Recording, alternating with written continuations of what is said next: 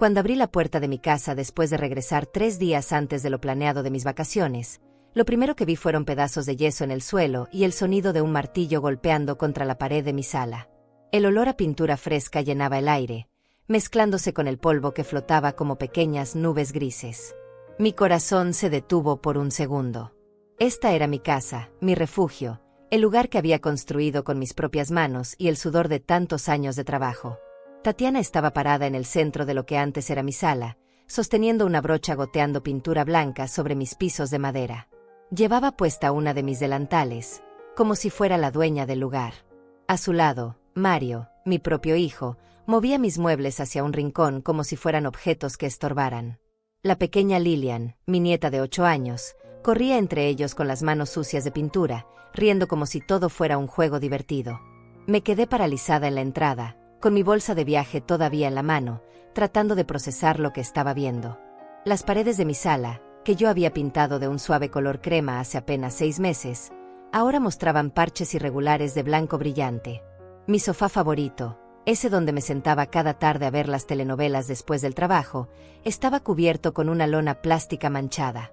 «Mamá», dijo Mario al verme, sin mostrar ni una pizca de sorpresa o culpabilidad. «Regresaste temprano». Sus palabras sonaron más como una acusación que como un saludo. Como si yo hubiera cometido algún error al llegar a mi propia casa. Tatiana se volteó hacia mí con una sonrisa que no llegaba a sus ojos, esa sonrisa falsa que había aprendido a reconocer después de 5 años de matrimonio con mi hijo.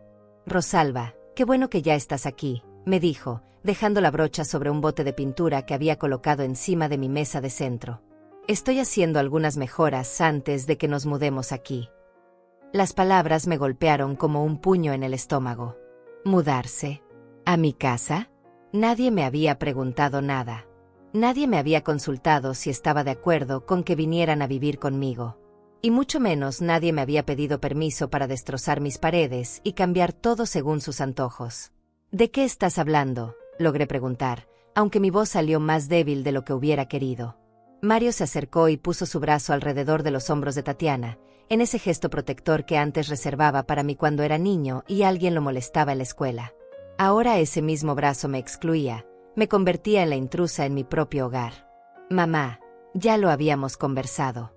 Tatiana está embarazada otra vez, y nuestro departamento se nos quedó muy pequeño. Necesitamos más espacio para la familia». ¿Conversado? Yo recordaba una plática muy diferente, donde ellos mencionaron que estaban buscando una casa más grande y yo, como la tonta que fui, les dije que si necesitaban ayuda económica para el enganche, podríamos ver qué se podía hacer. Nunca, jamás, hablamos de que se mudaran a mi casa. «Abuela, mira lo que estamos haciendo», gritó Lilian, corriendo hacia mí con sus manitas extendidas, mostrándome las palmas cubiertas de pintura blanca. «Papá dice que ahora voy a tener mi propio cuarto aquí contigo». Mi nieta me abrazó las piernas, dejando pequeñas huellas blancas en mi pantalón, y yo sentí como se me partía el corazón. ¿Cómo explicarle a una niña de 8 años que sus padres estaban invadiendo la casa de su abuela sin permiso? ¿Cómo decirle que esto estaba mal cuando para ella solo era la emoción de tener un cuarto nuevo? «Lilian, ve a lavarte las manos», le dijo Tatiana con esa voz dulce que usaba cuando había gente presente, muy diferente al tono seco que empleaba conmigo cuando estábamos solas. Mientras mi nieta corría hacia el baño, Mario se acercó más a mí. Pude ver en sus ojos esa mirada que ya no era la de mi niño pequeño, sino la de un hombre de 32 años que había decidido que su madre ya no tenía derecho a opinar sobre su propia vida. «Mamá, entiendo que esto te sorprenda, pero pensamos que sería mejor empezar con las reformas mientras no estabas, para no molestarte con el ruido y el desorden. Queríamos darte una sorpresa». Una sorpresa. Llamaba sorpresa a destrozar mi casa sin mi consentimiento. Llamaba sorpresa a decidir por mí dónde iba a vivir el resto de mi vida, con quién iba a compartir mi espacio, mi privacidad, mi tranquilidad. Miré alrededor una vez más. Mi pequeña mesa donde desayunaba cada mañana había sido movida contra la ventana. Las cortinas que había elegido con tanto cuidado estaban tiradas en una esquina. Incluso habían quitado el cuadro de mi madre, esa fotografía en blanco y negro que era lo único que me quedaba de ella, y lo habían recargado contra la pared como si fuera basura. «¿Y mi cuarto?», pregunté, temiendo la respuesta. «Oh, ese va a ser perfecto para el nuevo bebé», respondió Tatiana, frotándose el vientre que apenas mostraba una pequeña curva. Está al lado del cuarto principal, así podremos escuchar si llora por las noches. Tú te puedes quedar en el cuartito de atrás, ese que usabas para guardar cosas. Ya lo limpiamos y cabe perfecto una cama individual. El cuartito de atrás. Mi bodega. El lugar donde guardaba las cajas de Navidad, la ropa de invierno, los documentos viejos. Querían mandarme a vivir en un espacio que era más pequeño que el closet de su departamento actual. Querían convertirme en una inquilina en mi propia casa, en una abuela que debía estar agradecida por el rincón que le daban.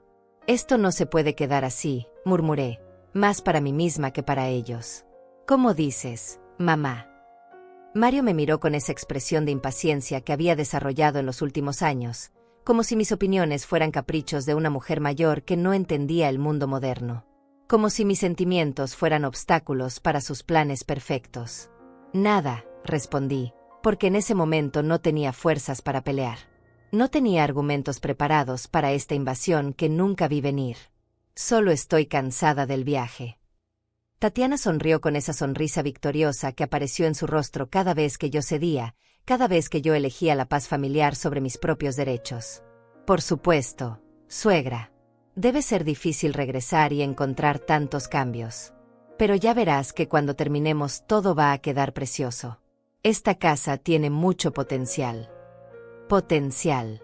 Mi casa, donde había vivido durante 15 años, donde había criado a Mario después del divorcio, donde había llorado mis penas y celebrado mis pequeñas victorias, tenía potencial solo hasta que ella decidiera transformarla según su visión.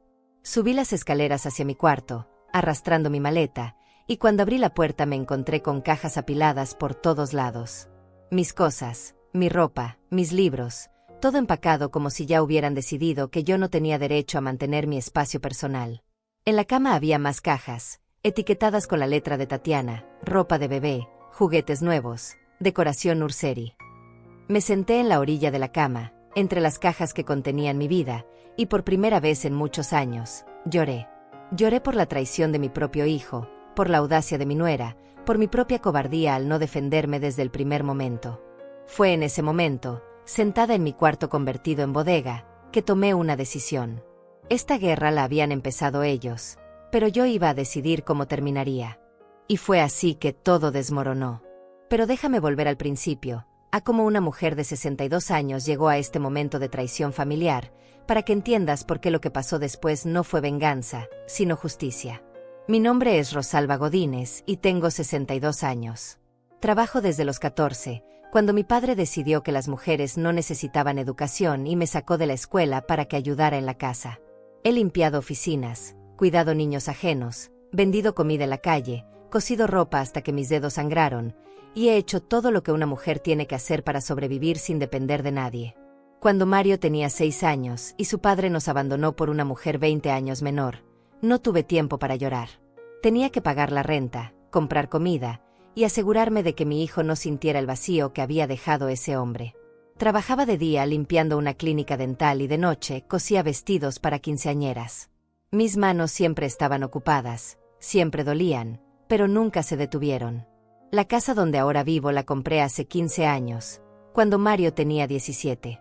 No era grande, no era lujosa, pero era mía. Cada pago mensual representaba horas extra de trabajo, cada dólar ahorrado significaba menos comida en mi plato para que él pudiera tener zapatos nuevos o libros para la escuela. Cuando finalmente recibí las llaves, lloré tanto que el vendedor me ofreció un vaso de agua pensando que me sentía mal.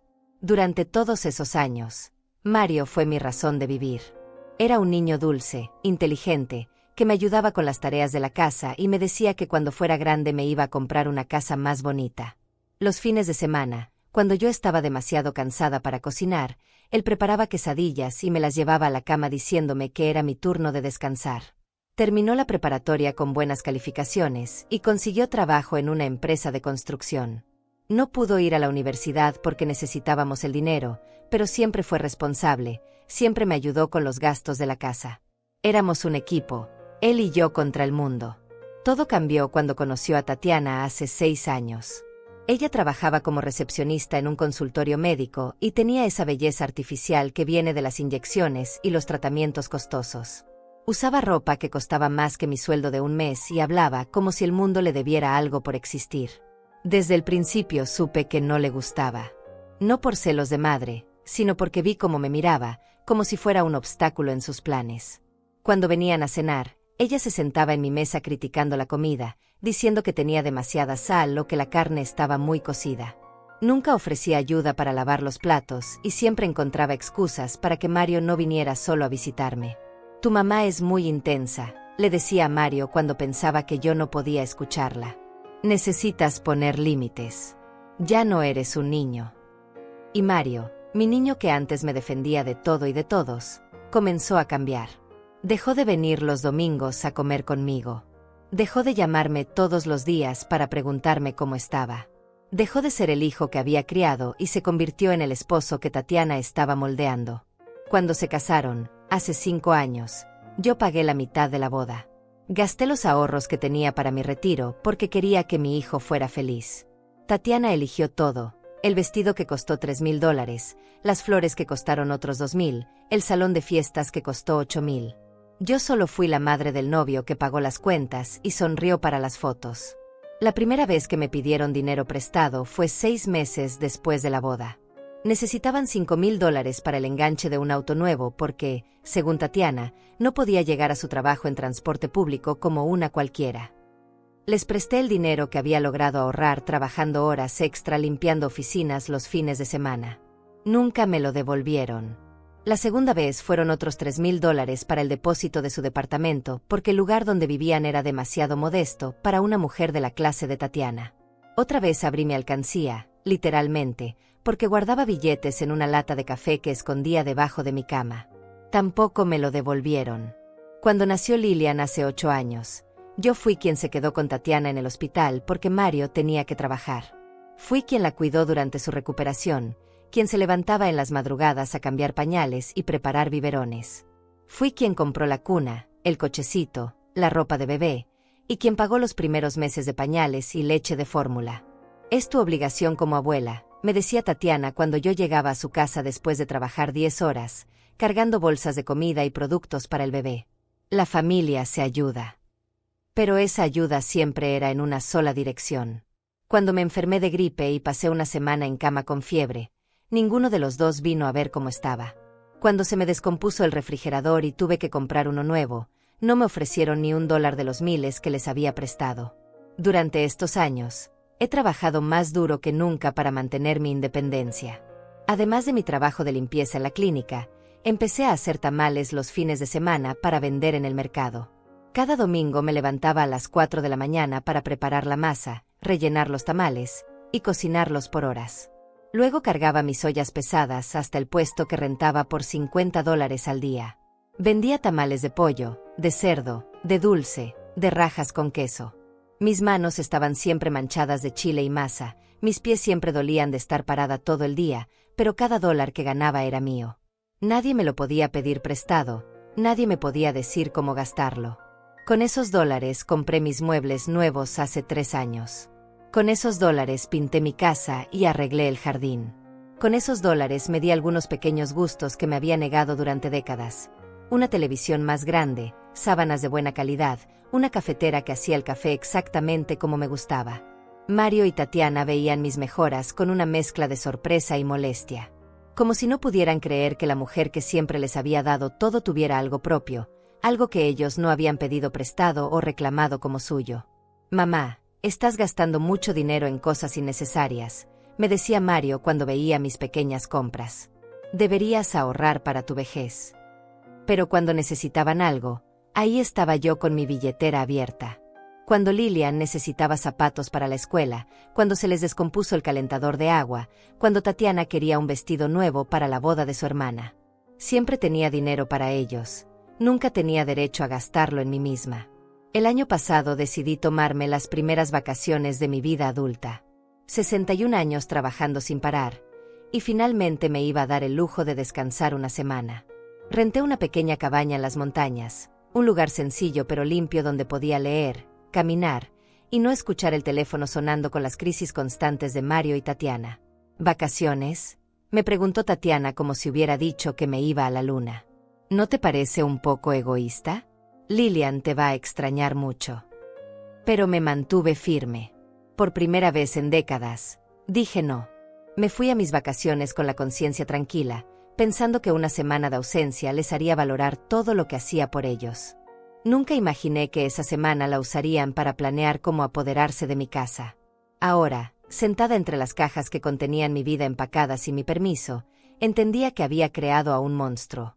Al darle todo a Mario, al nunca enseñarle que tenía que respetar mis límites, al permitir que Tatiana me tratara como empleada doméstica de la familia, les había enseñado que yo no tenía derechos, solo obligaciones.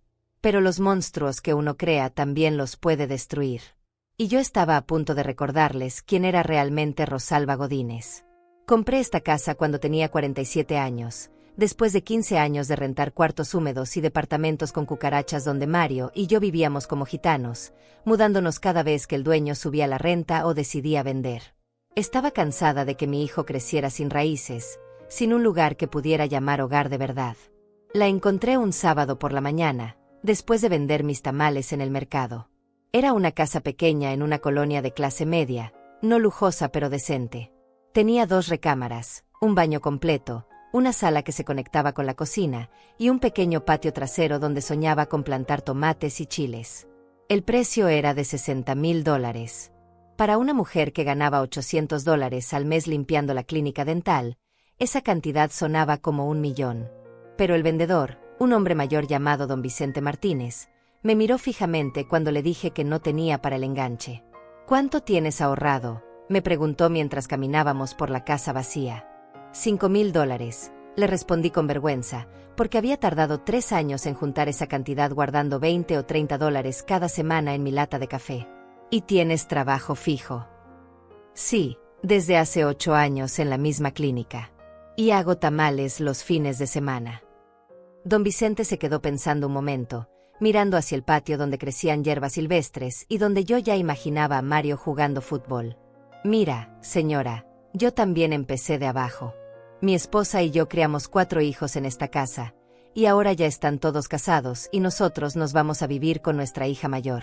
Esta casa necesita una familia que la cuide con amor, no inversionistas que la van a revender en 2 años.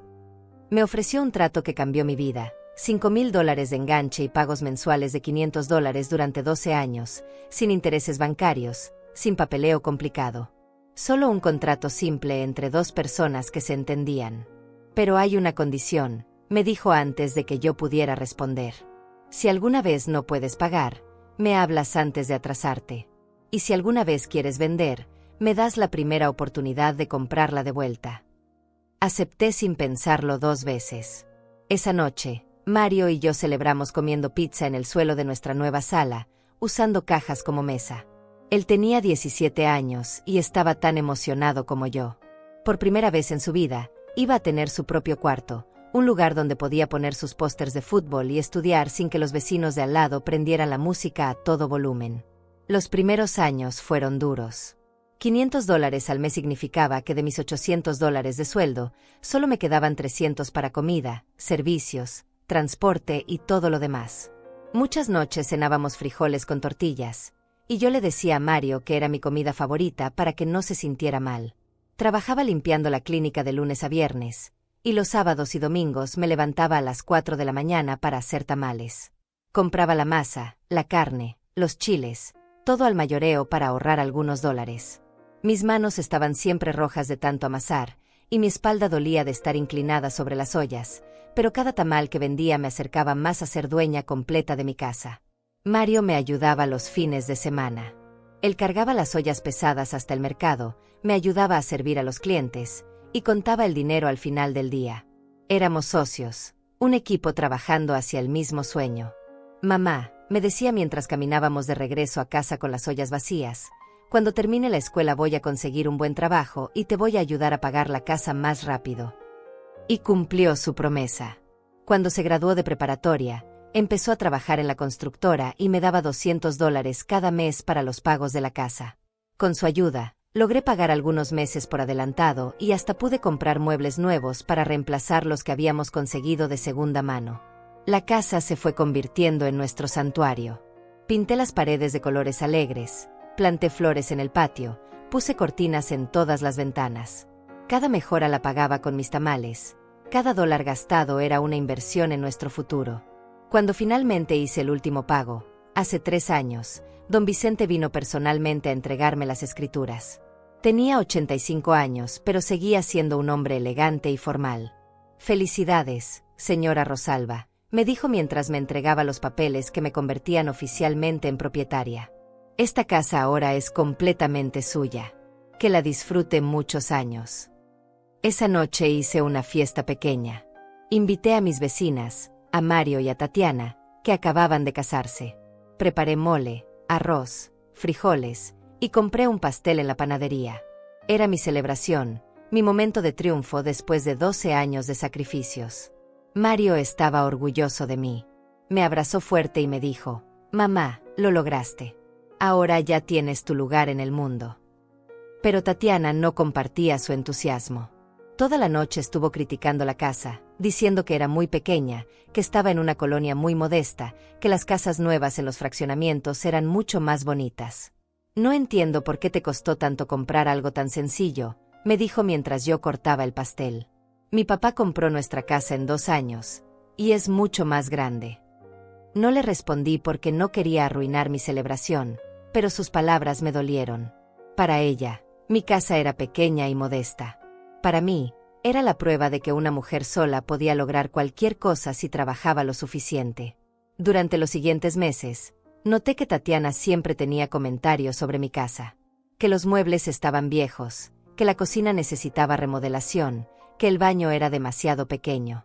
Como si estuviera evaluando una propiedad que planeaba comprar. «Suegra», me decía con esa sonrisa falsa, «usted debería modernizar esta casa. Tiene mucho potencial, pero necesita inversión». Yo invertía en mi casa constantemente. Con el dinero de mis tamales cambié el calentador de agua, pinté las recámaras cada 2 años, arreglé las goteras del techo, cambié las llaves del baño. No eran mejoras espectaculares, pero mantenían mi casa en buenas condiciones. El año pasado, cuando decidí remodelar la cocina, Tatiana se emocionó más que yo. Vino todos los días mientras los trabajadores instalaban los gabinetes nuevos y la estufa de acero inoxidable que había comprado con mis ahorros de 6 meses de tamales. «Ay, suegra, qué cocina tan bonita le está quedando», me decía mientras tocaba las superficies nuevas como si fueran suyas. «Aquí se puede cocinar muy rico para una familia grande». No entendí el comentario hasta ahora. Ella no estaba admirando mi cocina, estaba planeando usarla. Cuando me fui de vacaciones la semana pasada, les dejé las llaves porque Lilian quería venir a regar las plantas de mi patio. Era algo que habíamos hecho antes. Ella venía con Mario los domingos y jugábamos en el jardín mientras yo le enseñaba a cuidar los tomates y las flores. «No se preocupe, suegra», me dijo Tatiana cuando le entregué las llaves. «Vamos a cuidar muy bien su casa». Ahora entiendo que cuando dijo cuidar, se refería a apropiarse. Que cuando miraba mi cocina nueva, no veía el esfuerzo de una mujer de 62 años, sino el lugar donde ella iba a cocinar para su nueva familia ampliada. La casa que compré con las manos destrozadas de amasar tamales durante 12 años, la casa que pagué con cada dólar que logré ahorrar negándome pequeños lujos, la casa donde crié a mi hijo y donde planeaba vivir mis últimos años en paz, ahora era el botín de guerra de una nuera que nunca valoró los sacrificios ajenos. Pero hay algo que Tatiana no sabía cuando decidió invadir mi propiedad. Las escrituras de esta casa están a mi nombre, completamente pagadas, sin deudas, sin hipotecas. Y aunque don Vicente ya murió el año pasado, su hijo Leandro Martínez es abogado y conoce muy bien la historia de cómo compré esta casa. Era hora de recordarles a todos que Rosalba Godínez no era una anciana indefensa a quien podían desplazar de su propio hogar. Era una mujer que había luchado toda la vida para tener algo propio, y que no iba a permitir que se lo quitaran sin pelear. Después de 12 años pagando $500 mensuales religiosamente, creí que podría relajarme un poco, pero la vida me enseñó que una mujer sola nunca puede bajar la guardia.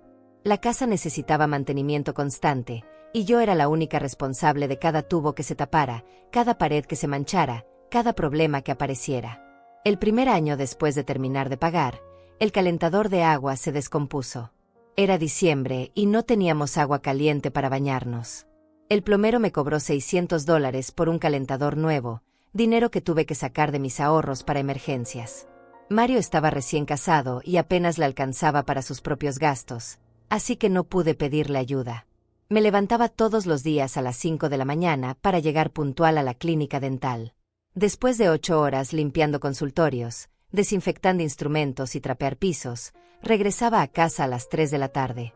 Pero mi día no terminaba ahí. Los martes y jueves trabajaba medio tiempo limpiando una oficina de contadores, lo que me daba $200 extra al mes. Los fines de semana eran para los tamales. El viernes por la noche compraba la carne en el mercado, aprovechando los precios más bajos cuando los carniceros querían deshacerse del producto antes del cierre. 30 libras de cerdo, 20 libras de pollo, chiles anchos, guajillos, tomates, cebolla, ajo. Cargaba las bolsas pesadas en el autobús porque no tenía carro propio. El sábado empezaba a las 4 de la mañana. Primero ponía la carne a cocer en ollas grandes que había comprado de segunda mano. Mientras se cocinaba, preparaba la masa, que tenía que quedar en el punto exacto, ni muy seca ni muy húmeda. Mis manos se movían automáticamente después de tantos años, pero el trabajo seguía siendo pesado. Cada tamal requería precisión. Una cucharada de masa extendida sobre la hoja de maíz, una porción justa de guisado, doblar la hoja correctamente para que no se saliera el relleno durante la cocción. En un buen día, hacía 200 tamales. En mis manos quedaban las marcas de las hojas ásperas y la masa que se metía debajo de las uñas.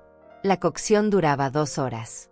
Mientras los tamales se cocinaban, yo preparaba las salsas, verde con tomatillos y chiles serranos, roja con chiles de árbol y un especial con chile chipotle que era la favorita de mis clientes. Cada salsa tenía su secreto, su punto exacto de sal y especias que había perfeccionado durante años. A las 6 de la mañana ya tenía todo listo. Cargaba las ollas humeantes, las salsas, los platos desechables, las servilletas y todo lo necesario para mi puesto en el mercado. Cada olla pesaba 20 libras llena, y yo tenía que cargar 4 ollas más los accesorios. Mis brazos y espalda dolían, pero no me quedaba más remedio. El puesto me costaba $50 por día, pero era una buena ubicación cerca de la entrada principal del mercado. Los clientes llegaban desde las 7 de la mañana, trabajadores que compraban su desayuno, familias que llevaban tamales para el almuerzo, señoras que no querían cocinar los domingos. Tamales calientitos, gritaba durante 8 horas seguidas. De dulce, de pollo, de cerdo, con salsa verde o roja. Mis pies se hinchaban de estar parada todo el día sobre el cemento frío. En invierno, mis manos se entumían del frío. En verano, el vapor de las ollas y el calor del sol me dejaban empapada de sudor. Pero cada venta me acercaba más a mis metas. Un tamal costaba $2. En un buen día vendía todo y ganaba $400. Descontando los costos de ingredientes, renta del puesto y transporte, me quedaban $250 de ganancia neta. No era mucho, pero multiplicado por 4 fines de semana al mes, significaba $1000 extras. Con ese dinero pude pintar la casa por primera vez después de comprarla. Elegí un color crema suave para la sala, verde claro para mi recámara y amarillo alegre para la cocina. Yo misma hice todo el trabajo, levantándome temprano antes de ir a la clínica para pintar una pared cada día. Mis manos quedaron manchadas de pintura durante semanas, pero valió la pena ver mi casa transformada. También cambié los pisos de la sala. Los viejos azulejos estaban agrietados y manchados. Ahorré durante 6 meses para comprar pisos laminados que parecían madera pero costaban la mitad. El instalador me enseñó a colocarlos, y yo terminé de poner los últimos cuartos para ahorrar en mano de obra. Cada mejora era una batalla individual. Cuando se tapó la tubería del baño, aprendí a usar productos químicos para destapar drenajes. Cuando las llaves empezaron a gotear, compré refacciones y videos de internet me enseñaron a repararlas. Cuando se rompió una ventana por una pelota de los vecinos, medí el vidrio y fui personalmente a la vidriería para que me cortaran uno nuevo. Mario venía los domingos a ayudarme con los trabajos más pesados. Juntos arreglamos el techo cuando se hicieron goteras, instalamos repisas en las recámaras y pintamos la fachada de la casa. Eran momentos buenos, donde sentía que todavía éramos un equipo trabajando por el mismo objetivo. Pero después se casó con Tatiana, y las visitas de ayuda se volvieron menos frecuentes. Ella siempre tenía planes para los fines de semana, bodas, bautizos, reuniones con sus amigas. Mario empezó a llegar apurado, a ayudarme una hora y luego irse corriendo porque tenían compromisos.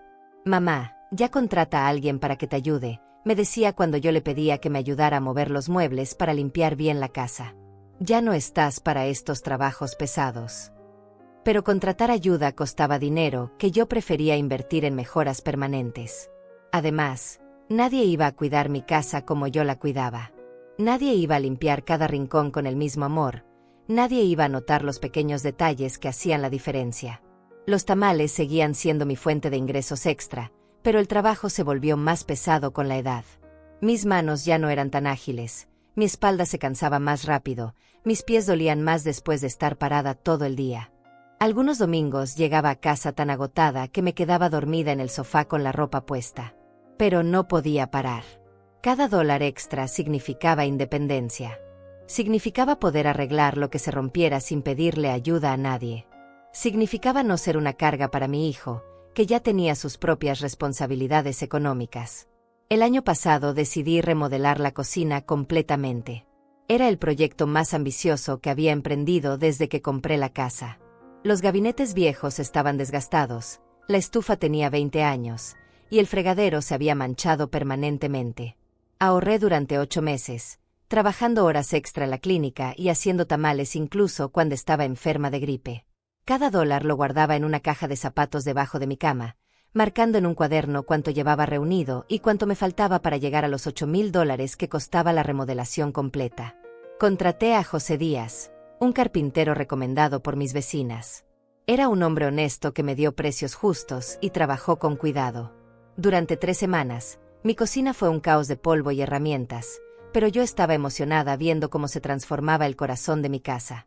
Los gabinetes nuevos eran de madera color cerezo, elegantes pero no ostentosos. La estufa de acero inoxidable tenía 6 quemadores y un horno espacioso donde podía hornear 2 charolas de tamales dulces al mismo tiempo. El fregadero doble me permitía lavar trastes en un lado mientras remojaba las ollas en el otro. Cuando terminaron la obra, invité a Mario y Tatiana a ver el resultado. Mario estaba genuinamente impresionado y me felicitó por la transformación. Pero Tatiana recorrió la cocina con una mirada calculadora, tocando los gabinetes, abriendo las puertas, probando los quemadores de la estufa. «Ay, suegra, qué cocina tan funcional», me dijo, y había algo en su tono que no me gustó. «Aquí se puede cocinar para muchas personas». En ese momento no entendí el comentario. Ahora sé que ya estaba planeando cocinar para su familia en mi cocina nueva, que ya se imaginaba dueña de los gabinetes que yo había pagado con meses de madrugadas haciendo tamales. Toda esa inversión, todo ese esfuerzo, todos esos años de sacrificio, ahora estaban en manos de una mujer que creía tener derecho a lo que nunca había ganado. La primera vez que Tatiana vio mi casa completamente renovada fue hace 8 meses, cuando finalmente terminé de pagar todas las mejoras que había estado haciendo durante 3 años. No era una mansión, pero se veía como una casa de revista, paredes recién pintadas, pisos laminados que brillaban, la cocina nueva con sus gabinetes de cerezo, y el jardín que había transformado en un pequeño paraíso con rosas, geranios y una huerta de tomates y chiles. Había invertido más de $15,000 de mis propios ahorros, dinero que gané vendiendo tamales bajo el sol y la lluvia durante años. Cada dólar representaba horas de trabajo, madrugadas levantándome cuando mi cuerpo pedía descanso, domingos que no pude relajarme porque tenía que estar en el mercado ganándome la vida. Decidí hacer una pequeña celebración. Era la primera vez en mi vida que tenía algo verdaderamente terminado, algo de lo que podía sentirme completamente orgullosa. Invité a mis vecinas, a algunas compañeras de la clínica, y por supuesto a Mario con su familia. Preparé una cena especial, mole rojo que había estado cocinando desde la madrugada, arroz con azafrán, frijoles refritos con queso, y tortillas hechas a mano. De postre, había comprado un pastel en la mejor pastelería del barrio, uno que costaba $60 pero que valía la pena para mi celebración personal. Las invitadas llegaron puntuales y se quedaron maravilladas con las mejoras. Doña Lucia, mi vecina de al lado, no paraba de tocar los gabinetes nuevos de la cocina. «Ay, Rosalba, qué transformación tan hermosa», me decía mientras admiraba los electrodomésticos. «Se ve como las cocinas de las casas elegantes». Mis compañeras de trabajo también estaban impresionadas. Sabían cuánto había trabajado para lograr esto porque me veían llegar a la clínica con las manos manchadas de masa los lunes, después de mis maratones de tamales de fin de semana. Doctora Rosalba, me decía en broma Lorena, la recepcionista, ahora sí ya puede jubilarse en su palacio. Me sentía plena, realizada, como si finalmente hubiera alcanzado una meta que me había propuesto desde que compré la casa. Por primera vez en décadas, no tenía deudas pendientes, no tenía reparaciones urgentes que hacer, no tenía que preocuparme por el siguiente gasto inesperado. Mario llegó con Tatiana y Lilian cuando ya habíamos empezado a cenar. Él se veía genuinamente orgulloso de mí, me abrazó fuerte y me dijo que la casa se veía increíble. «Mamá, no puedo creer todo lo que lograste», me dijo mientras recorríamos juntos la casa. «Esto es resultado de tu trabajo y tu dedicación». Lilian corrió por toda la casa emocionada, explorando cada rincón como si fuera un parque de diversiones. Se quedó fascinada con la cocina nueva, abriendo y cerrando los gabinetes, admirando cómo brillaban las superficies. «Abuela, tu casa parece una casa de película», me dijo con esos ojos grandes llenos de admiración que me derretían el corazón. Pero Tatiana tenía una actitud diferente. Recorría la casa con una expresión seria, evaluadora, como si estuviera haciendo un inventario. Tocaba las paredes recién pintadas, abría las puertas de los closets, revisaba los acabados de los baños con una atención que me incomodaba. «Suegra», me dijo cuando estábamos en mi recámara, «usted invirtió mucho dinero en esta casa. ¿No le da miedo vivir sola con tantas cosas bonitas?» No entendí el comentario. ¿Por qué habría de darme miedo vivir en mi propia casa con las cosas que yo había comprado con mi trabajo? «No, hija», le respondí. «Esta es mi casa, aquí me siento segura». «Pero ya está grande, suegra. A su edad, ¿no sería mejor vivir acompañada? Digo, para que alguien la cuide si se llega a enfermar o si pasa algo». Sus palabras me cayeron como un balde de agua fría en medio de mi celebración. Yo tenía 62 años, no 85. Estaba perfectamente sana, trabajaba a tiempo completo, me cuidaba sola desde hacía décadas. ¿Por qué hablaba de mí como si fuera una anciana inválida? «Estoy muy bien sola, gracias», le respondí con firmeza. Durante la cena, noté que Tatiana seguía haciendo comentarios extraños. Cuando las invitadas elogiaban la cocina nueva, ella comentaba: «Sí, está muy bonita, pero es demasiado grande para una persona sola. Aquí se podría cocinar para una familia completa sin problemas».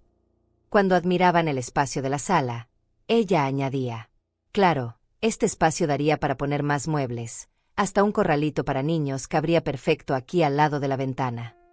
Cada comentario era como una pequeña invasión, como si estuviera rediseñando mi casa en su mente, planeando cómo usar cada rincón para sus propios propósitos.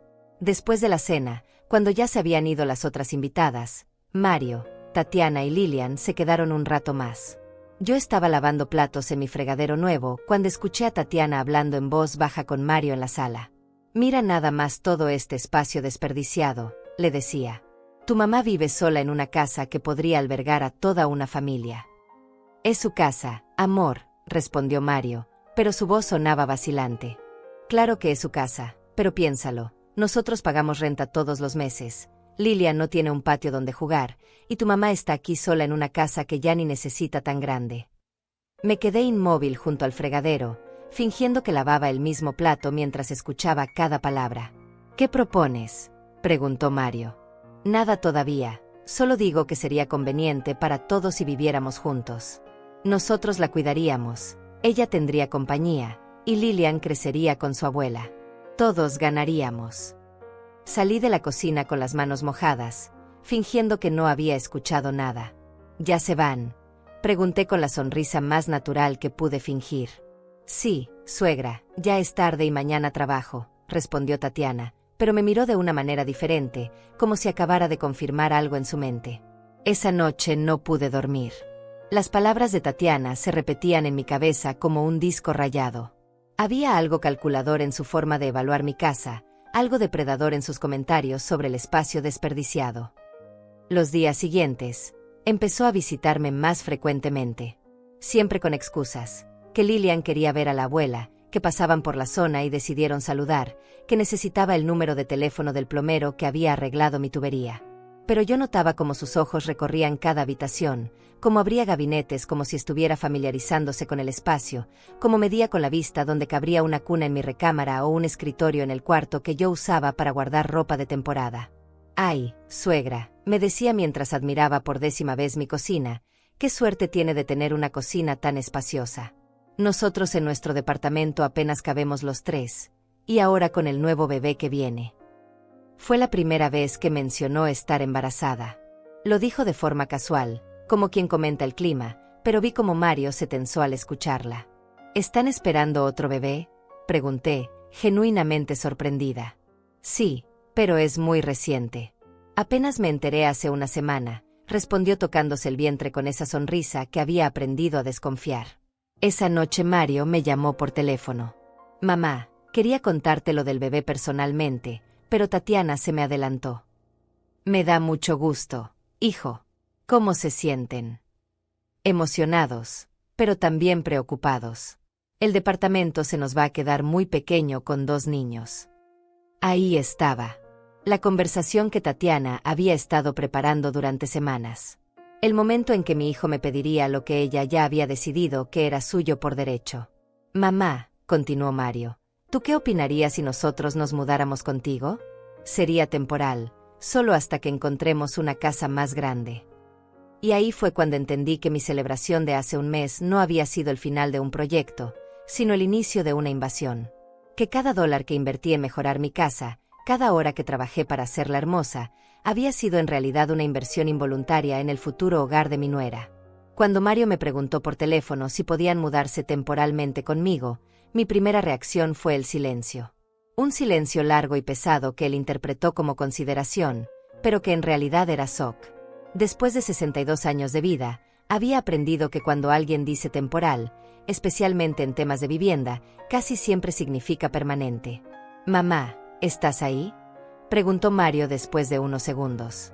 «Sí, hijo, estoy aquí. Solo estoy pensando. Mira, sé que es mucho pedir, pero realmente necesitamos más espacio. Tatiana está embarazada y Lilian está creciendo. Nuestro departamento tiene una sola recámara y apenas cabe una cama matrimonial y una individual». Entendía su problema, pero no entendía por qué su solución automática era mi casa. En esta ciudad había cientos de departamentos y casas en renta que podrían resolver su situación sin invadir mi espacio personal. ¿Han buscado un lugar más grande para rentar?, pregunté. «Sí, mamá, pero todo está carísimo.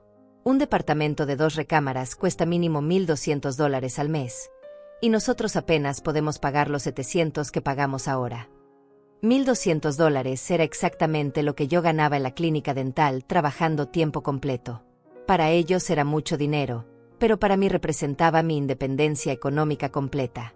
¿Y no podrían buscar algo más alejado del centro? Seguramente hay opciones más baratas. «Mamá, no entiendes. Tatiana no puede estar viviendo en cualquier lado, especialmente ahora que está embarazada. Ella necesita estar en un lugar seguro, cerca de buenos hospitales y escuelas para Lilian». Ahí estaba otra vez esa frase que había escuchado durante 5 años. «Tatiana necesita». Como si sus necesidades fueran más importantes que las de cualquier otra persona, incluyendo las mías. «Hijo, yo entiendo su situación, pero esta casa es pequeña. No cabríamos cómodos 4 personas, y pronto 5. Mamá, tu casa tiene 2 recámaras, una sala grande, y el cuartito de atrás que podrías usar como tu espacio privado. Nosotros tomaríamos la recámara principal para nosotros y el bebé, Lilian se quedaría en la otra recámara, y tú estarías muy cómoda en el cuarto de atrás». Me quedé sin palabras. No solo querían mudarse a mi casa, sino que ya habían distribuido todos los espacios sin consultarme. Yo, la dueña de la casa, la mujer que había pagado cada dólar de esa propiedad, quedaría relegada al cuarto más pequeño, el que usaba como bodega. «Mario, ese cuartito no tiene ventanas, solo un tragaluz pequeño. No es un lugar para vivir». «Ay, mamá, no exageres. Le podemos poner un ventilador, una alfombra bonita, y va a quedar muy acogedor. Además, piénsalo, tendrías a tu nieta todos los días, podrías ayudar con el nuevo bebé, y nosotros te cuidaríamos en tu vejez». Vejez. Otra vez esa palabra. como si a los 62 años ya fuera una anciana decrépita que necesitaba cuidadores. Hijo, yo no necesito que me cuiden. Estoy perfectamente bien sola. Mamá, no seas orgullosa. Todos necesitamos ayuda, y la familia debe estar unida. La familia unida. Qué frase tan bonita para describir una invasión planificada. Necesito pensarlo, le dije, porque no tenía argumentos preparados para una conversación que nunca esperé tener. Claro, mamá. Tómate tu tiempo. Pero no mucho, porque ya le dijimos al propietario de nuestro departamento que nos mudamos el próximo mes. ¿Ya le habían dicho? ¿Sin esperar mi respuesta? ¿Sin siquiera tener confirmación de que yo estuviera de acuerdo? ¿Cómo que ya le dijeron? Es que los buenos departamentos se rentan muy rápido, mamá. No podíamos esperar a que te decidieras porque podríamos quedarnos sin nada. Esa noche no dormí. Caminé por mi casa como si la estuviera viendo por primera vez, imaginando cómo sería tener 4 personas más viviendo en mi espacio. Mario y Tatiana en mi recámara, usando mi baño principal, durmiendo en la cama donde yo había soñado con descansar tranquila después de tantos años de trabajo. Lilian en la segunda recámara, que yo había convertido en una oficina pequeña donde pagaba mis cuentas y guardaba mis documentos importantes. Y yo, expulsada a la bodega como una inquilina tolerada en mi propia casa. Al día siguiente, Tatiana llegó sola con Lilian. Dijo que venía a recoger unas vitaminas que había olvidado, pero inmediatamente empezó a recorrer la casa con más atención que nunca. Suegra, ¿ya habló con Mario sobre la mudanza? Tatiana, necesito ser honesta contigo. No me siento cómoda con la idea. Su expresión cambió inmediatamente. La sonrisa falsa desapareció y fue reemplazada por una mirada fría que no había visto antes. ¿Por qué no se siente cómoda? Somos su familia. Porque esta es mi casa, mi espacio personal. He vivido sola durante 15 años y me gusta mi privacidad. Ay, suegra, no sea egoísta. ¿No le da pena tener toda esta casa para usted sola mientras su hijo vive apretado en un departamento pequeño? ¿Egoísta? ¿Por querer mantener la casa que había pagado con mi propio trabajo? ¿Por no querer convertirme en sirvienta de mi propia familia en mi propio hogar? No es egoísmo, Tatiana. Es mi derecho decidir cómo vivir en mi casa. Su derecho, repitió con sarcasmo. ¿Y qué hay de los derechos de su nieta a tener un patio donde jugar? ¿Qué hay de los derechos de su hijo a vivir dignamente? ¿Qué hay de los derechos de su nieto que va a nacer a tener una casa decente? Cada pregunta era como una bofetada emocional. Me estaba convirtiendo en la villana de la historia, en la abuela cruel que negaba un hogar a sus nietos inocentes. Tatiana, hay muchas otras opciones. Pueden buscar una casa en renta, pedir un préstamo para comprar, mudarse a un lugar más barato. ¿Con qué dinero, suegra? Mario gana $1000 al mes. Yo gané 800 cuando trabajaba, pero ahora con el embarazo no puedo trabajar. ¿De dónde vamos a sacar $1200 para una renta? Pues entonces busquen algo más barato, más pequeño, hasta que mejore su situación económica. No puedo criar a 2 niños en un departamento de una recámara. ¿Usted qué clase de abuela es que prefiere su comodidad antes que el bienestar de sus nietos? Ahí estaba la manipulación emocional en todo su esplendor. Si yo decía no, era una abuela mala, una mujer egoísta, una persona sin corazón que antepone sus caprichos a las necesidades de los niños. Tatiana, yo no he dicho que no los voy a ayudar. Solo estoy diciendo que vivir juntos no es la solución. Entonces, ¿cuál es su solución? Darnos dinero para que rentemos en otro lado mientras usted vive como reina en su castillo. La idea no se me había ocurrido, pero ahora que la mencionaba, sonaba como una alternativa razonable. Podría ayudarlos con la diferencia de la renta por algunos meses, hasta que se estabilicen. Ay, suegra, eso no es práctico. ¿Por cuánto tiempo nos va a estar manteniendo? ¿Qué pasa cuando usted ya no pueda trabajar? Es mejor que vivamos juntos, así todos ahorramos y nos cuidamos mutuamente. Necesito más tiempo para pensarlo, dije, sintiendo que me estaba ahogando en argumentos que no lograba rebatir. Bueno, pero no mucho tiempo, porque ya tenemos que dar respuesta en el departamento. Y Mario ya está muy ilusionado con la idea de vivir en una casa bonita después de tantos años de sacrificios. Cuando se fueron, me senté en mi sala recién remodelada y lloré. Lloré porque sentía que no importaba lo que decidiera, iba a perder. Si decía sí, perdería mi casa, mi privacidad, mi tranquilidad. Si decía no, perdería a mi familia, me convertiría en la abuela egoísta que no ayuda cuando más la necesitan. Pero había algo que Tatiana no sabía cuando me chantajeó emocionalmente en mi propia sala. Había algo que Mario no consideró cuando dijo que ya habían tomado la decisión de mudarse. Y había algo que ambos habían subestimado completamente sobre Rosalba Godínez. Yo no había sobrevivido 62 años, criado a un hijo sola, y construido una vida independiente para terminar siendo prisionera en mi propia casa. 3 días después de mi conversación con Tatiana, le dije a Mario que necesitaba una semana más para decidir sobre la mudanza. Era mentira. Ya había tomado mi decisión, pero necesitaba tiempo para planear cómo decir no sin convertirme en el monstruo de la familia. Decidí tomarme las vacaciones que había estado posponiendo durante 2 años. ¿Vacaciones justo ahora, mamá?, me preguntó Mario con tono de reproche.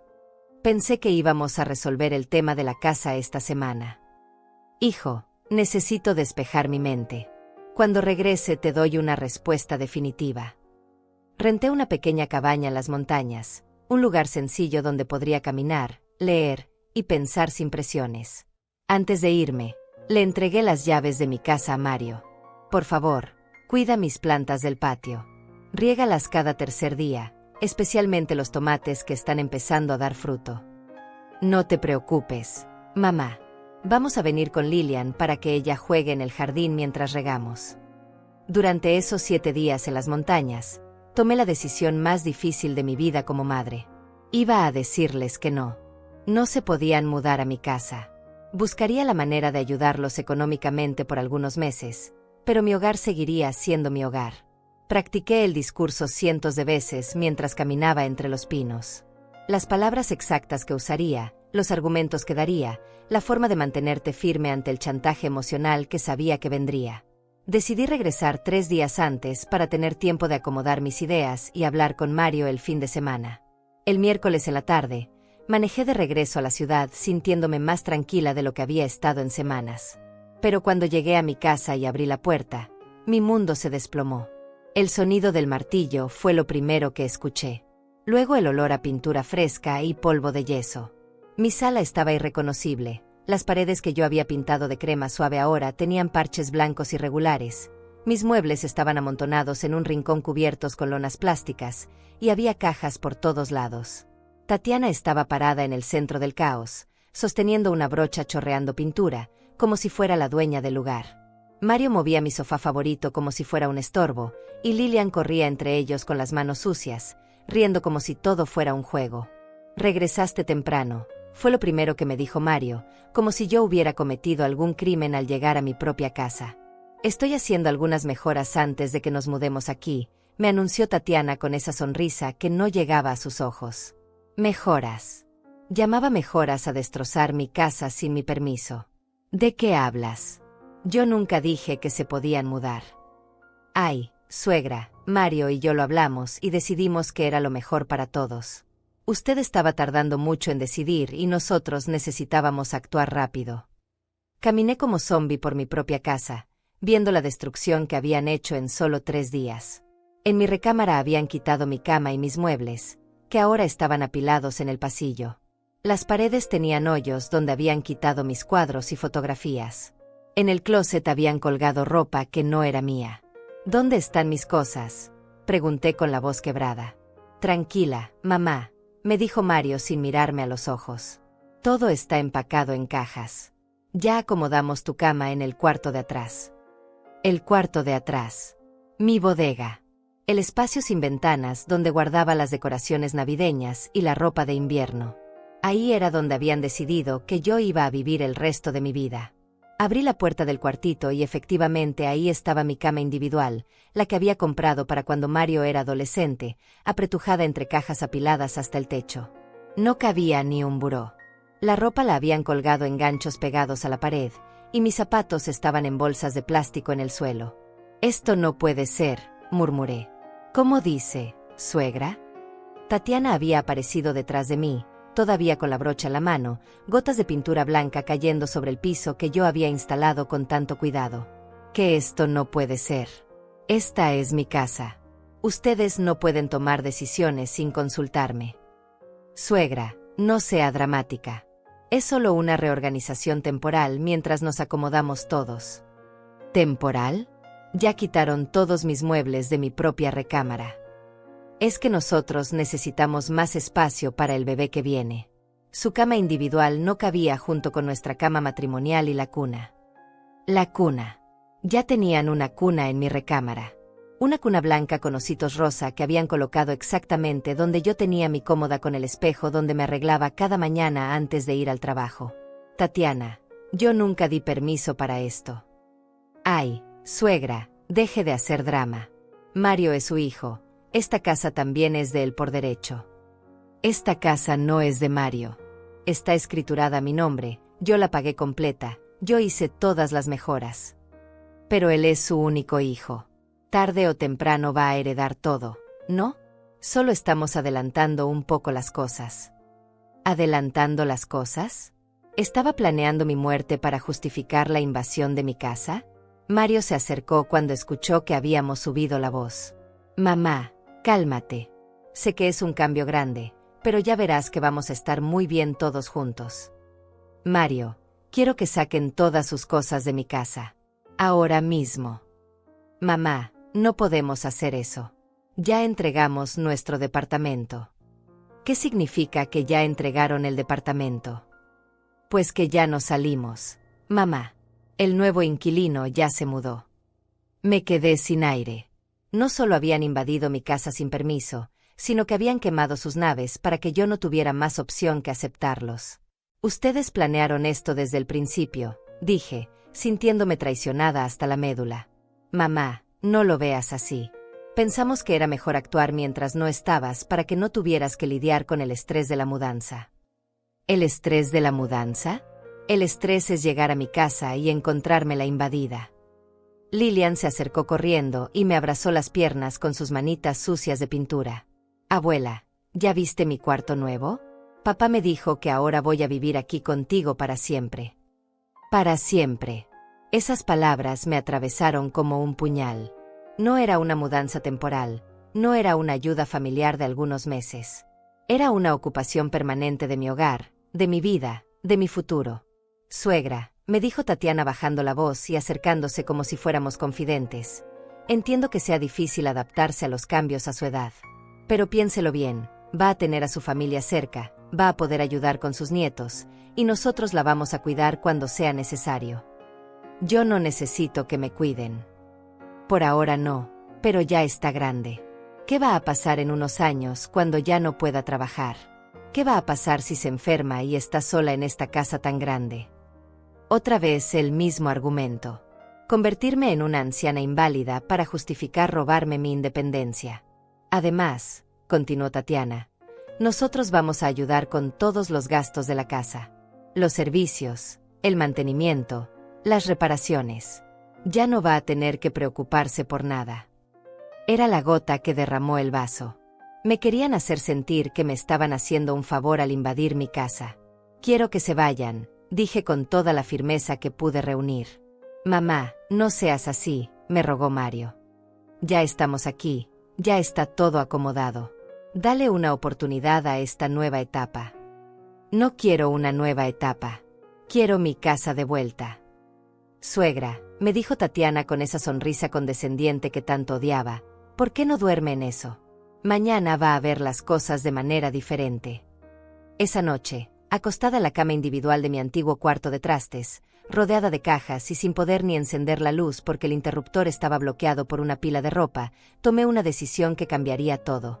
Saqué mi teléfono celular y marqué un número que tenía guardado desde hacía meses, pero que nunca pensé que usaría. ¿Licenciado Leandro Martínez?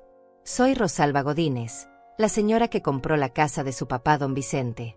Necesito su ayuda urgentemente. Al día siguiente, cuando Mario y Tatiana despertaran en mi cama, en mi recámara, creyendo que habían ganado la guerra, iban a descubrir que habían subestimado completamente con quién se estaban metiendo.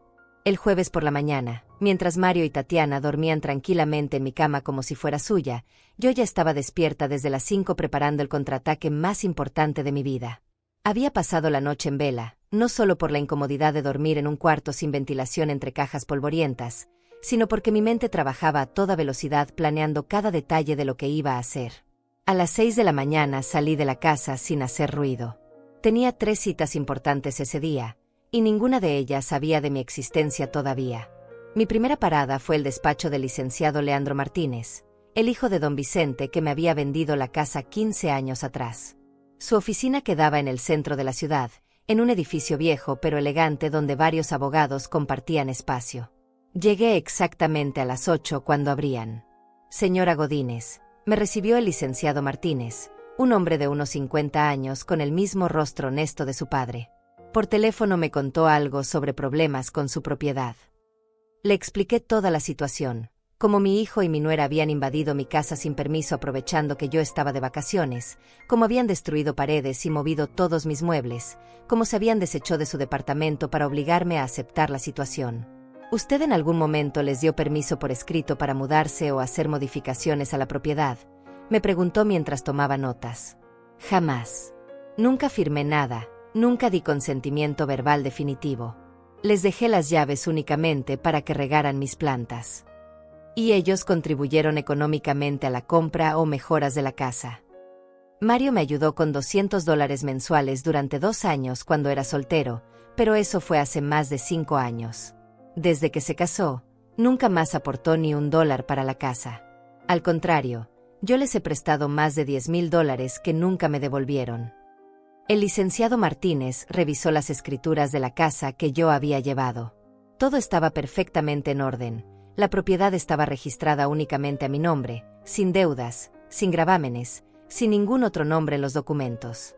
Señora Godínez, legalmente usted tiene todo el derecho de recuperar su propiedad. Esto que están haciendo se llama despojo, y es un delito. Podemos proceder de 2 maneras, por la vía civil, que es más lenta pero menos confrontativa, o por la vía penal, presentando una denuncia por invasión de propiedad. ¿Cuál me recomienda?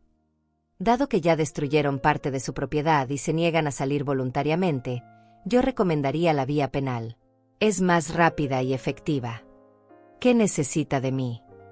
Primero, vamos a levantar un acta notarial del estado actual de la propiedad, documentando todos los daños. Luego presentamos la denuncia ante el Ministerio Público, y finalmente solicitamos que las autoridades los desalojen. ¿Cuánto tiempo toma eso? Si todo sale bien, en 1 semana podrían estar fuera de su casa. Firmé todos los documentos necesarios y le pagué sus honorarios, $1,000 que representaban un mes completo de trabajo en la clínica dental, pero que valían la pena para recuperar mi libertad. Mi segunda parada fue la notaría pública más cercana a mi casa. El notario, el licenciado José Limás, llegó conmigo a las 11 de la mañana para documentar el estado de la propiedad. Mario y Tatiana no estaban, habían salido con Lilian a comprar más pintura y materiales de construcción. El notario fotografió cada daño, las paredes destruidas, los hoyos en el yeso, mis muebles amontonados, mis pertenencias empacadas en cajas. También documentó que habían cambiado la distribución de las recámaras sin mi autorización y que habían instalado muebles propios en espacios que correspondían a mi uso exclusivo. Señora, esto es claramente un caso de daño a propiedad ajena, me dijo mientras escribía el acta. ¿Usted tiene algún testigo de que nunca dio autorización para estas modificaciones? Sí, mi vecina doña Lucia estuvo presente cuando yo les dije que necesitaba tiempo para pensarlo. Y mi compañera de trabajo Lorena me escuchó decir que no estaba segura de la decisión. Perfecto. Vamos a incluir esa información en el documento. Cuando terminamos el acta notarial, ya era la 1 de la tarde. Mi tercera parada era la más importante, el Ministerio Público, donde presentaría la denuncia formal. La fiscal que me atendió, la licenciada Tatiana Flores, era una mujer joven pero experimentada que había manejado casos similares.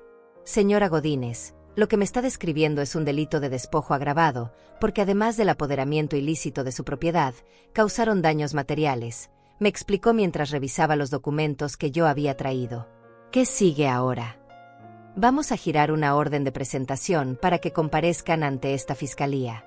Si no se presentan voluntariamente o si se niegan a desalojar la propiedad, entonces procederemos con una orden de aprehensión. ¿Cuánto tiempo tengo que esperar? La citación se entrega mañana viernes. Ellos tienen 24 horas para presentarse. Si no lo hacen, el lunes por la mañana tendremos la orden de aprehensión lista. Esa tarde regresé a mi casa sintiendo una mezcla de nervios y satisfacción. Por primera vez en días, sentía que tenía el control de la situación. Mario y Tatiana habían regresado y continuaban con su proyecto de remodelación como si nada. Habían comprado más pintura, nuevas brochas, y hasta un taladro eléctrico para hacer más hoyos en mis paredes. «Mamá, ¿dónde estuviste todo el día?», me preguntó Mario cuando me vio llegar. «Arreglando algunos asuntos personales». «¿Ya te acostumbraste a la idea de vivir todos juntos?», me preguntó Tatiana con esa sonrisa falsa que tanto me irritaba. «Ya verás que va a ser muy bonito tener la casa llena de familia». «Ya veremos», le respondí, y me fui a mi cuartito de trastos a esperar. El viernes por la mañana, exactamente a las 9, tocaron el timbre. Mario abrió la puerta y se encontró con 2 hombres en traje formal. «¿Mario Godínez?», preguntó uno de ellos. «Sí, soy yo. Somos del Ministerio Público. Traemos una citación para usted y para la señora Tatiana Díaz». Desde mi cuarto escuché cómo se le quebraba la voz a Mario. «¿Una citación? ¿Por qué?». «Por el delito de despojo de propiedad ajena. Tienen 24 horas para presentarse en las oficinas de la Fiscalía». Tatiana gritó desde la cocina. «¿Despojo? ¿De qué hablan? Esta es la casa de la familia de mi esposo». «Señora, la denuncia fue presentada por la propietaria legal de esta vivienda, la señora Rosalba Godínez. Si tienen alguna aclaración que hacer, deben presentarse mañana a las 9 de la mañana con todos los documentos que respalden su derecho a permanecer en esta propiedad». Cuando se fueron los notificadores, Mario tocó la puerta de mi cuarto. «Mamá, ¿fuiste tú la que puso esta denuncia?». Abrí la puerta y lo miré directamente a los ojos. «Sí, fui yo». «¿Cómo pudiste hacerle esto a tu propia familia? ¿Cómo pudieron ustedes invadir mi casa sin mi permiso?». Tatiana llegó corriendo, con el rostro rojo de furia. «Usted está loca. Somos su familia. No puede demandarnos». «Sí puedo, y ya lo hice». «Mamá, esto es un malentendido», trató de mediar Mario. «Podemos arreglarlo hablando. Retira la denuncia y negociamos una solución que convenga a todos». «La solución que me conviene es que salgan de mi casa». «¿Dónde quiere que nos vayamos con 2 niños y sin dinero?». Ese problema lo debieron pensar antes de deshacerse de su departamento sin mi autorización. Tatiana estaba temblando de rabia. «Usted es una vieja amargada y egoísta. Prefiere estar sola en su casa grande antes que ayudar a su propia familia.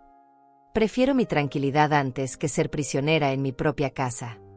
Esa noche, Mario me suplicó que retirara la denuncia. Me ofreció pagarme renta, prometió que repararían todos los daños, juró que sería temporal hasta que encontraran otra casa. Pero ya era demasiado tarde. La confianza estaba rota, y yo había descubierto de qué eran capaces cuando pensaban que podían manipularme. El sábado por la mañana no se presentaron en la fiscalía. El lunes a las 10 de la mañana, cuando Tatiana estaba cómodamente sentada en mi cocina nueva tomando café como si fuera la dueña de la casa, tocaron el timbre. «¿Por qué hay 2 abogados y un policía en la puerta de nuestra casa?», me preguntó por teléfono cuando ya era demasiado tarde para detener lo que ella misma había provocado. «Porque ya no es tu casa», le respondí antes de colgar. Cuando el policía y los 2 abogados entraron a mi casa esa mañana de lunes, Tatiana se quedó paralizada en la cocina con la taza de café en las manos, como si no pudiera procesar lo que estaba viendo. Mario salió corriendo del baño a medio vestir, todavía con espuma de afeitar en la cara. «¿Qué significa esto, mamá?», me gritó como si yo fuera la culpable de la situación. El licenciado Leandro Martínez se identificó ante ellos con calma profesional. «Buenos días. Venimos a ejecutar una orden de desalojo por ocupación ilícita de propiedad privada. Tienen 2 horas para recoger sus pertenencias personales y desocupar el inmueble». «Esto es un abuso», chilló Tatiana, finalmente reaccionando. «Esta es la casa de la familia. Yo tengo derechos como nuera». «Señora, los únicos derechos que usted tiene son los que le otorgue la propietaria legal de esta vivienda», le respondió el segundo abogado, que se había presentado como el licenciado Vicente Díaz, representante del Ministerio Público. «Y según la denuncia presentada y las pruebas recabadas, Ustedes ocuparon esta propiedad sin autorización y causaron daños materiales. Mario me miró con una expresión que nunca había visto en su rostro, una mezcla de dolor, rabia e incredulidad que me partió el corazón, pero no me hizo cambiar de opinión. Mamá, somos tu familia. Tu propia sangre. ¿Cómo puedes echarnos a la calle?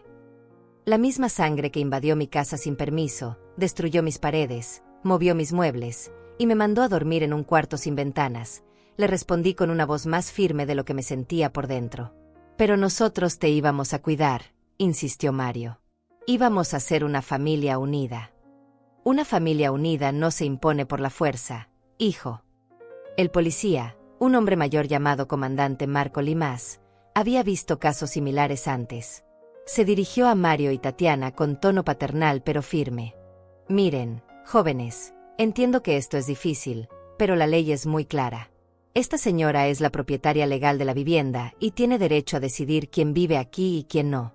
Ustedes pueden arreglar sus diferencias familiares en privado, pero ahora mismo necesitan salir de la propiedad. No tenemos dónde ir, gritó Tatiana, y por primera vez en 5 años, la vi llorar de verdad.